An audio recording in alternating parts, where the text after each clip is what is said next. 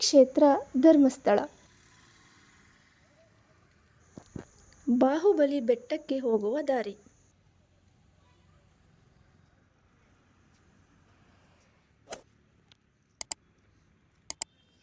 ಇದರ ಎದುರುಗಡೆಯೇ ಅಣ್ಣಪ್ಪ ಸ್ವಾಮಿಯ ದೇವಸ್ಥಾನಕ್ಕೆ ಹೋಗುವ ದಾರಿ. ಇಲ್ಲಿ ಸ್ತ್ರೀಯರಿಗೆ ಪ್ರವೇಶವಿಲ್ಲ. ಇಲ್ಲಿ ಸ್ತ್ರೀಯರು ಕೆಳಗೆ ಪೂಜೆ ಮಾಡಿ ಹೋಗತಕ್ಕದ್ದು.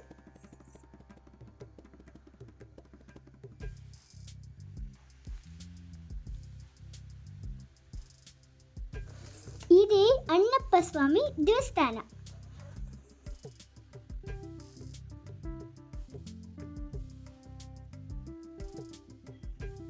ಸಂಸ್ಥಾನದವರು ಬಿಟ್ಟು ಪ್ರವಾಸಿಗರಿಗೆ ಇಲ್ಲಿ ಪೂಜೆ ಮಾಡಲು ಅವಕಾಶವಿಲ್ಲ.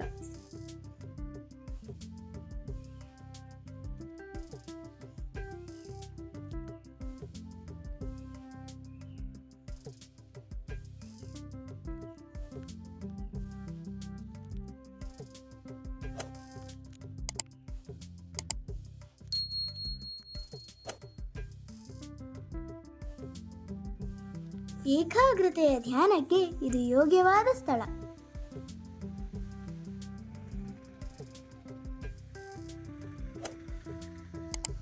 ಸ್ವಚ್ಛತೆಯನ್ನು ಕಾಪಾಡಿಕೊಳ್ಳಲು ಅಲ್ಲಲ್ಲೇ ಪ್ರವಾಸಿಗರಿಗೆ ಉಚಿತ ಶೌಚಾಲಯದ ವ್ಯವಸ್ಥೆ ಇದೆ. ಇದೇ ಶ್ರೀ ಕ್ಷೇತ್ರ ಧರ್ಮಸ್ಥಳ ಮಂಜುನಾಥ ಸ್ವಾಮಿ ದೇವಸ್ಥಾನ.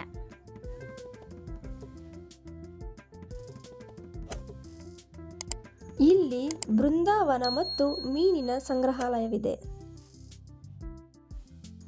ಬೃಂದಾವನ ಮತ್ತು ಮೀನಿನ ಸಂಗ್ರಹಾಲಯವನ್ನು ಮುಂದಿನ ಸಂಚಿಕೆಯಲ್ಲಿ ತೋರಿಸುತ್ತೇವೆ.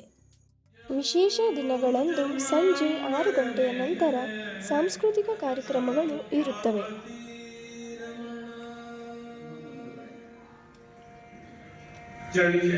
ದೇವತೆಯಾದ ಸ್ವಾಮಿ ಮತ್ತು ಎಲ್ಲ ದೇವತಾ ಶಕ್ತಿಗಳನ್ನು ಭಕ್ತಿಯಿಂದ ಒಳಮಾಡುವ ಅನುಷ್ಠಾನ ಅಂದ್ರೆ ಶ್ರದ್ಧೆಯಿಂದ ಮಾಡುವಂತದ್ದು, ಸುಮ್ಮನೆ ಅಲ್ಲ. ಯಾವ ದೇವತೆಯನ್ನು ನೀನು ನೆನಪಿಸ್ತೀಯೋ ಆ ದೇವತೆಯ ಮಕ್ಕಳನ್ನು ಪಡೆಯಲಿಕ್ಕೆ ಆಗ್ತದಮ್ಮ.